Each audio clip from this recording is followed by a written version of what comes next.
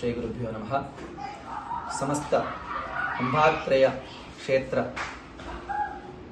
సద్భక్త మహాశైలందరికీ కూడా ఈరోజు అత్యంత ఆనందదాయకమైనటువంటి సుదినంగా మనం పేర్కొనవచ్చు. ఎందుకు అనంటే మనకు సుమారుగా 13 సంవత్సరాల నుంచి శ్రీ ఆదిత్య పరాశ్రీ స్వామి వారి కరకమలములతో నిరంతరము అర్చింపబడుతున్నటువంటి ఆ దేవి యొక్క పరిపూర్ణమైనటువంటి రూపము ఈరోజు ఆవిష్కృతమవడానికి నాంది పడింది.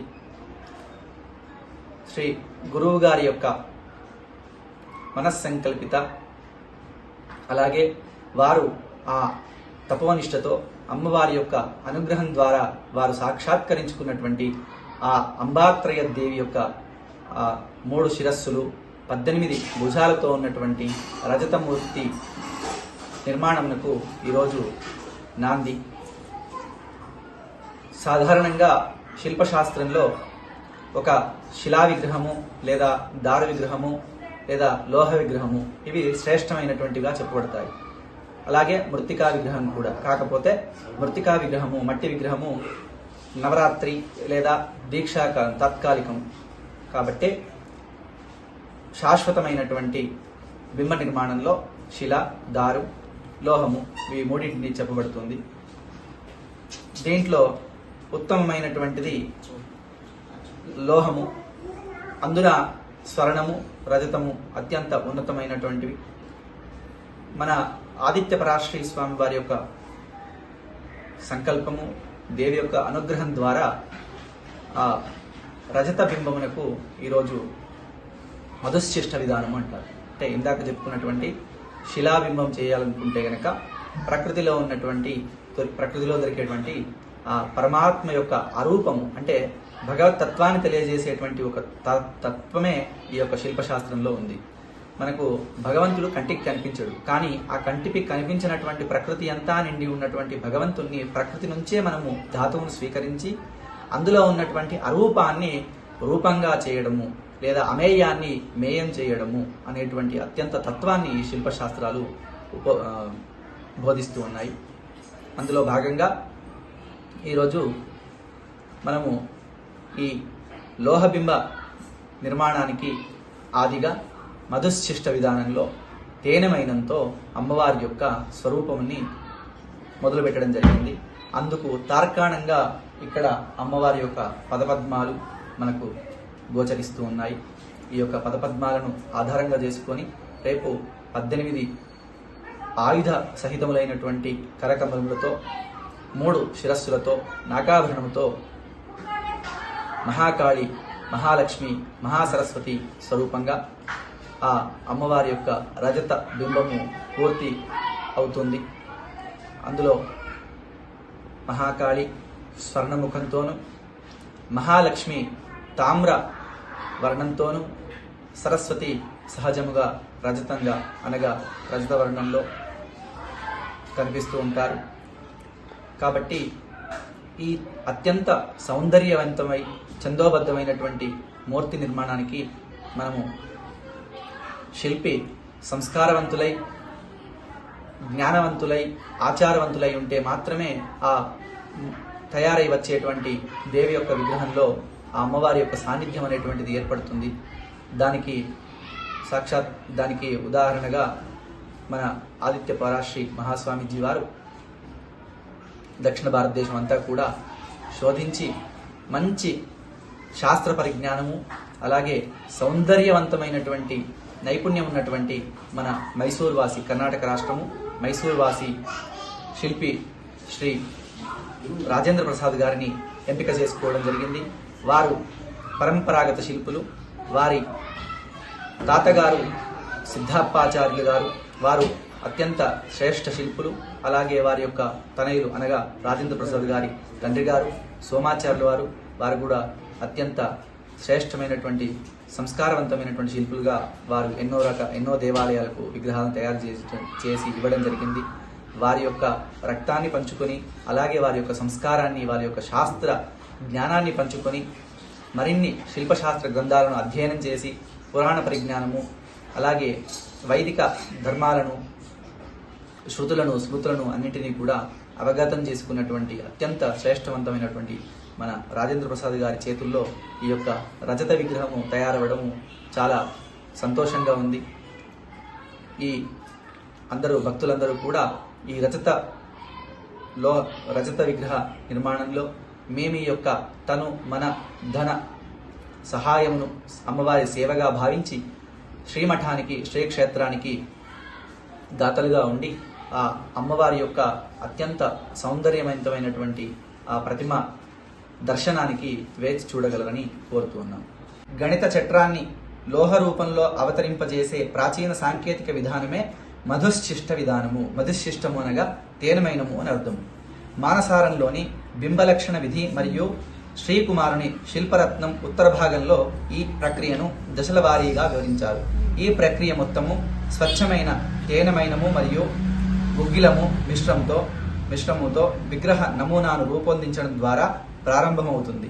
శిల్పి తాను ధ్యానించిన దేవత యొక్క ధ్యాన శ్లోకాన్ని అనుసరించి షణ్మాణాలకు ఖచ్చితంగా అలాగే తాళమానాన్ని అనుసరించి మైనపు బింబాన్ని రూపొందిస్తాడు. ఈ మైనపు నమూనానే తర్వాత తయారయ్యే లోహ విగ్రహమునకు యథార్థ రూపానికి ప్రతిరూపంగా నిలుస్తుంది.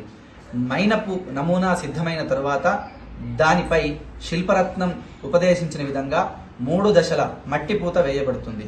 మొదట నది ఒడ్డున లభించే అత్యంత మెత్తటి బంకమట్టిని గోమయ రసాన్ని కలిపి అలాగే నారును కలిపి తయారు చేసినటువంటి సూక్ష్మ మట్టిని పూస్తారు. ఈ పొరపై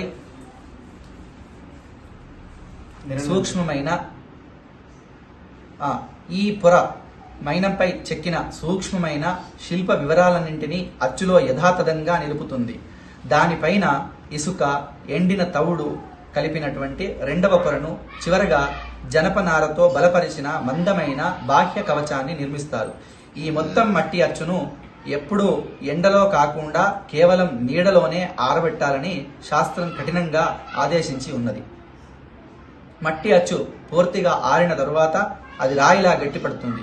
అనంతరం దానిని కొలిమిలో వేడి చేయగా లోహం లోపల ఉన్న మైనం కరిగి ప్రత్యేక నాళాల ద్వారా బయటకు ప్రవహిస్తుంది. ఈ దశనే మధుశ్చిష్ట విసర్జనం అంటారు. అప్పుడు అచ్చు లోపలి భాగం పూర్తిగా ఖాళీ అయి మైనపు విగ్రహం యొక్క ఆకారాన్ని యథాతథంగా సంరక్షించి ఉంటుంది. అదే సమయంలో మరొక కొలిమిలో కామికాగమం లేదా శిల్పరత్నం నిర్దేశించిన ప్రకారంగా లోహమును కరిగించి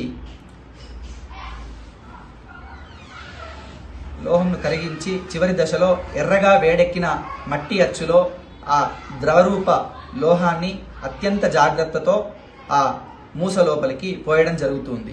లోహం చల్లబడి గట్టిపడిన తరువాత బాహ్య మట్టి కవచాన్ని తొలగిస్తే అంతవరకు అదృశ్యంగా ఉన్న ఆ అమేయ పరమాత్మ యొక్క పరతత్వము మనకు భౌతికమైన మేయ స్వరూపం దాల్చి శాస్త్రోక్త సౌందర్యమైన ఛందోబద్ధమైన లక్షణ సుసంపన్నమైన ఆ లోహ ప్రతిమ మన కళ్ళకు సాక్షాత్కరించడం జరుగుతుంది.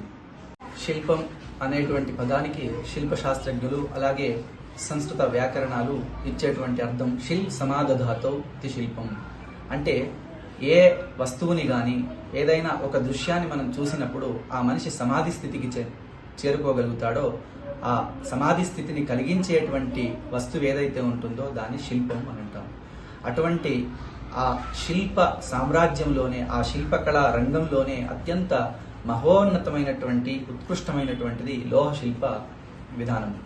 భారతీయ దృశ్యకళ మరియు వాస్తుశిల్ప పరంపరలో అత్యున్నతమైనటువంటిదిగా నిలిచిన లోహశిల్ప నిర్మాణ మహోన్నత ప్రక్రియను ప్రత్యక్షంగా అవగాహన చేసుకునే ముందు దాని తాత్విక మరియు శాస్త్రీయ పునాదిని గ్రహించడం అత్యవసరం. బ్రహ్మాండమంతా నిండి ఉన్నటువంటి అదృశ్య శక్తిని దృశ్య రూపంలో అవతరింపజేసే సాంకేతిక మరియు ఆధ్యాత్మిక వారధియే శిల్పశాస్త్రం. ఈ శాస్త్రం యొక్క మూలభూత చింతన జగత్తులోని సమస్త చరాచర వస్తువులను కొలవదగినవి మరియు కొలవలేనివి అనే ద్వంద్వ దృష్టితో పరిశీలిస్తుంది. ఈ భావననే మన ప్రాచీన మహర్షులు మేయము మరియు అమేయము అనే 2 తత్వాల రూపంలో ప్రతిపాదించారు. ప్రాచీన శాస్త్ర గ్రంథాల ప్రకారము ఇంద్రియాలకు గోచరమై గణిత జ్యామితి నియమాల ద్వారా కొలవదగినది మేయము. దానికి విరుద్ధంగా మానవ తర్కానికి అతీతమై భౌతిక కొలతలను అధిగమించి అనంత బ్రహ్మ చైతన్యమే ఉన్నటువంటి అనంత బ్రహ్మ చైతన్యమే అమేయము. శిల్పి యొక్క పరమ లక్ష్యం ఈ అమేయతత్వాన్ని మానవ నిర్మితమైన మేయ చట్రంలో బంధించి సాకార రూపంలో ప్రతిష్ఠించడం. ఈ నేపథ్యంలో శిల్పం అనే పదానికి కేవలం రాతి లేదా కర్ర లేదా లోహాన్ని చెక్కడం అనే అర్థమే మాత్రమే కాదు, అది ఆత్మ సాక్షాత్కారం అనే పరమార్థాన్ని కలిగి ఉంది.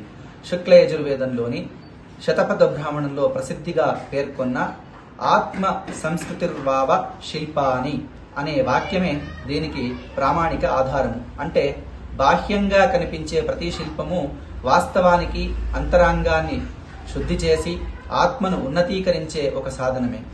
ఈ అమేయ చైతన్యాన్ని భౌతిక ప్రపంచంలో ప్రతిష్ఠించడానికి ఒక పరిపూర్ణ గణిత సూత్రం అవసరం. ఆ సూత్రమే శిల్పశాస్త్రంలోని షణ్మానాలు లేదా 6 విధాలైనటువంటి కొలతలు. మానసార మరియు మయమతం వంటి ప్రామాణిక గ్రంథాల్లో ఈ 6 ప్రమాణాలను అత్యంత సూక్ష్మంగా వైభవంగా వివరించారు. ఇవే మాన, ప్రమాణ, పరిమాణ, ఉపమాన, లంబమాన, ఉన్మానములు. ఇవి పొడవు, వెడల్పు, ఎత్తు, మందము, 2 అవయవాల యొక్క మధ్య దూరాన్ని లేదా లంబాన్ని, అవయవాలు ప్రతిమ యొక్క లంబాన్ని నిర్దేశించేటువంటివి. ఈ షణ్మానాల సమన్వయంతో ఒక విగ్రహానికి శాస్త్రోక్త లక్షణము, ఛందస్సు, సౌందర్యము, దైవత్వము సిద్ధిస్తాయి. అలాగే శిల్ప నిర్మాణ క్రమంలో ఏ విధంగానైతే వేదమునకు స్వరము జీవాన్ని కలుగజేస్తుందో, వేద మంత్రాలకు ఉదాత్త, అనుదాత్త, స్వరిత, దీర్ఘస్వరిత ఇత్యాది లక్షణం ఉంటుంది. ఆ ఉదాత్త, అనుదాత్త స్వరితలు ఉన్నప్పుడు మాత్రమే వేద మంత్రాలకు ఒక జీవం అనేటి ఉంటుంది. అదేవిధంగా శిల్ప నిర్మాణ ప్రక్రియలో కూడా ఏ అవయవము, ఏ లక్షణం ద్వారా ఏ అలంకరణ, ఏ ఆయుధము, ఏ అభినయం ఉండాలో అనేటువంటిది శిల్పశాస్త్రజ్ఞులు మనకు ముందుగానే శాస్త్రాల ద్వారా శాసించి ఉన్నారు. ఆ విధంగా చేసినప్పుడు మాత్రమే ఆ ప్రతిమకు లక్షణం సిద్ధించి మనల్ని అందరినీ అనుగ్రహించేటువంటి ఆ పరమాత్మ సాన్నిధ్యానికి ఒక ఆధారంగా నిల్చుంటుంది. హరి ఓం శ్రీ గురుభ్యో నమః.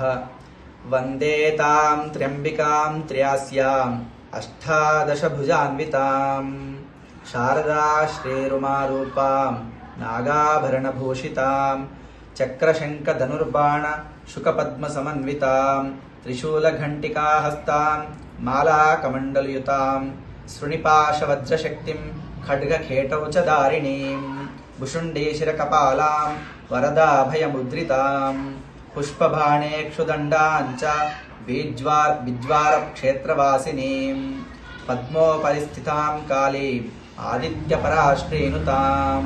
వందే రాజా ప్రణాదరం దేవం బృహస్పతిః ధ్రువం దైంద్రబ్దాగ్నిశ్చ రాష్ట్రం ధారయతాం ధ్రువం భద్రం కర్ణేః విష్ణుయామ దేవాః భద్రం పశ్యేమాత్య ప్రియజత్రాః శ్రీరంగేః సుష్టవాగం సుస్సనోభిః విచేమ దేవవేదం యదాయుః.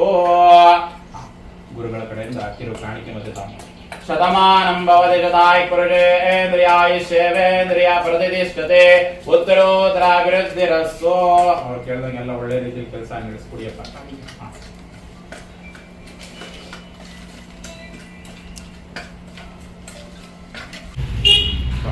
ಬ್ರಹ್ಮ ಮುಟ್ಟಿ ನಮಸ್ಕಾರ ಮಾಡ್ಕೊಳ್ಳಿ. ಆ ಕಾಣಿಕೆಯನ್ನ ಎತ್ಕೊಳ್ಳಿ. ಪ್ರಸಾದವನ್ನು ತಲೆ ಕೈಯಲ್ಲಿ ಕೂತ್ಕೊಳ್ಳಿ. ಹೇಳಿ ಎಲ್ಲ ಮುಗೀತು. ಪ್ರೋಕ್ಷಣೆನಾ ಅಲ್ಲಿ ಮುಂಚೆನೆ ಮಾಡಿದೆ. ಪುರುಷ ನನಗೆ ಶಿಲ್ಪಶಾಸ್ತ್ರದಲ್ಲಿ ಏನು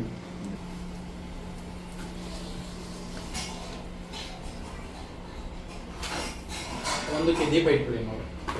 ನೋಡಿ ದೀಪ ಇದ್ರೆ సంవత్సరస్యాయతనం ఆయతనమాన్ భవతి ఏవం వేద యోగామాయ आयतनं वेद आयतनवान् भवते नक्षत्राणि वा अपामायतनम् आयतनवान् भवते यो नक्षत्राणाम् आयतनं वेद आयतनवान् भवते वो वै नक्षत्राणाम् आयतनम् आयतनवान् भवते एवं वेद यो आयतनं वेद आयतनवान् भवते चन्द्रमा वा अपामायतनम् आयतनवान् भवते यश्चन्द्रमस आयतनं वेद आयतनवान् भवते वो वै चन्द्रमस आयतनम् आयतनवान् भवते एवं वेद यो ॐ दुर्गाय नमः ॐ मदाश्री कालिका प्रमेन्द्रगदा श्री दुर्गा परमेश्वर देवता प्रियदा ॐ याराडावशीषा सोहंसा जीवयस्दारि प्रत्ययवा ग्रन्थ श्रोत्रादिक्वाग्राणः पादवाचनानन्द मनो बुद्धि चित्त्यहङ्कार परमात्मने ज्ञानात्मने सुखं चिरं देशं स्वाहा ॐ मदा श्रीमन्महासमुद्र देवता दुर्गा परमेश्वर देवता ॐ मदा प्राणप्रतिष्ठान मुहूर्तोऽस्तु सुप्रतिष्ठितमस्तु हस्त्रैवागच्छ अवायस्य अवायितो वा संस्थापितो वा सन्नीतो वा सन्निर्तो वा सम्मोको वा वण्डितो वा व्याक्तो वा समन्नो वा शृणस्व ॐ मदालं पृथिव्याग्निगन्धं कल्पयामि गम्माकाशं कल्पयामि वायुवादं कल्पयामि रं तेजादं कल्पयामि अमृतादं नैवेद्यं कल्पयामि पञ्चोपचार पूजां कल्पयामि ॐ श्री देवताभ्यो नमो नमः अतः इधर मेरे ಸ್ವಲ್ಪ ಅಕ್ಷತೆ ವಾರ್ತಾರೆ ओम श्री देवताभ्यो नमो नमः ओम नमः ब्रह्मणे नमः मय ब्रह्मणे नमः दृश्य ब्रह्मणे नमः शिल्पे ब्रह्मणे नमः विश्वज्ञ ब्रह्मणे नमः सानगरुषे नमः सनातनरुषे नमः भुवनसरुषे नमः भरतसरुषे नमः सुवर्णसरुषे नमः मन्मादिपञ्चऋषि देवताभ्यो नमो नमः मनसा विष्णुप्रार्थनां समर्पयामि स्वल्परिशनं गन्धद्वारान्ध्रादृशामित्यपश्चाङ्ग्रेशने वेश्वरेगं सर्वभूतानां काम्योपपये श्रीमरिद्रा कुङ्कुमचूर्णं समर्पयामि